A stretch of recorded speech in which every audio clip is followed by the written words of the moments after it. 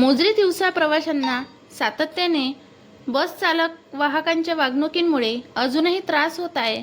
अमरावतीवरून बसणाऱ्या अनेक प्रवाशांना उतरवून देण्याचे प्रकार वाढले आहे. त्या प्रकारावर कायम आळा घालण्यासाठी मोजरी स्थानकावर 2 कर्मचाऱ्यांची नेमणूक करण्यात यावी अशी मागणी प्रहारने केली. त्यानुसार 2 कर्मचाऱ्यांची नेमणूक होणार आहे.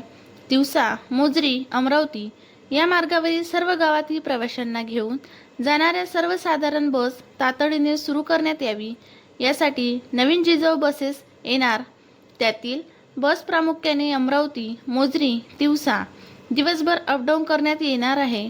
जे चालक वाहक मोजरी तिवसा येथील प्रवाशांना घेणार नाही तसेच तिवसा मोजरी बस स्थानकावर थांबणार नाही अशा चालक वाहकांवर कडक कारवाई करण्यात येणार असे निर्णय या डेरा आंदोलनात महामंडळाच्या अधिकाऱ्यांनी दिले. आंदोलकावर अधिकाऱ्यांना 8 दिवसानंतरचा आंदोलनाचा अल्टिमेटम दिला आहे. या डेरा आंदोलनात संजय देशमुख, योगेश लोखंडे, बंटी रामटेक, योगेश भुसारी, अतुल सिंगन, अंकुश गायकवाड, विशाल ठाकूर, आशिष देशमुख, इर्शाद बेग, विक्रम जाधव, कुणाल खंडारे, इम्रान खान, महामंडळाच्या वतीने जीवन देशमुख, टेटू घोडे इत्यादी उपस्थित होते. मोजरी तिवसा तालुक्यातील सर्व प्रवाशांसाठी विभागीय नियंत्रक कार्यालयात आलो होतो.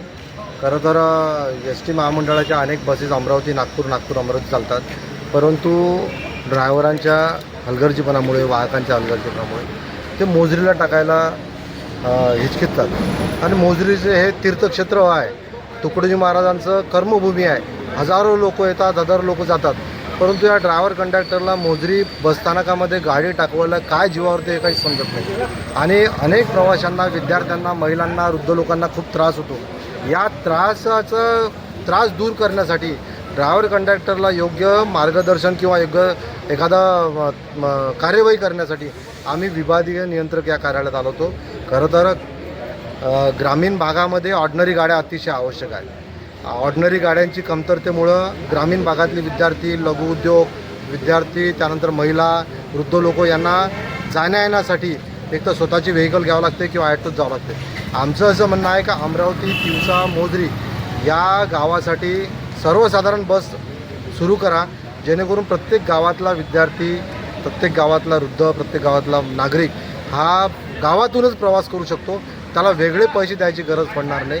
यासाठी आम्ही आज इथं आलो होतो. त्यांनी या काही मागण्या आमच्या मान्य केलेल्या आहे. जिजाऊ बसेस आल्यानंतर सगळ्यात पहिले अमरावती मोजरी तिवसा ही सर्वसाधारण शटल बस चालू करणार, जे आमच्या आंदोलनामध्ये आम्हाला आश्वासन दिलं होतं. त्यापूर्वी ज्या गाड्या सुरू आहेत सर्वसाधारण त्या गाड्या प्रत्येक गावात जातील आणि त्या प्रत्येक गावातले प्रवासी घेऊन समोरचा प्रवास करतील अशा प्रकारचे आश्वासन दिलं. दुसरा विषय असा की ज्या गाड्या मोजरी बायपासने जातात, मोजरी स्थानकावर थांबत नाही, त्या गाड्यांसाठी एकमेव खास उपाय म्हणजे मोजरी स्थानकावर प्रत्येक गाडीचं लॉकशीटवर गाडी आल्याची आणि गाडी गेल्याची नोंद करणे, त्याच्यावर मोजरी आल्याची शिक्का मारणे. यामुळं काय होईल, प्रत्येक गाडी मोजरीत येईल आणि प्रत्येक गाडी मोजरीतून नागपूरला अमरावतीला जाईल. हा एकमेव उपाय याच्यावर असू शकतो. आणि याच उपायावर आम्ही इथं बसलो.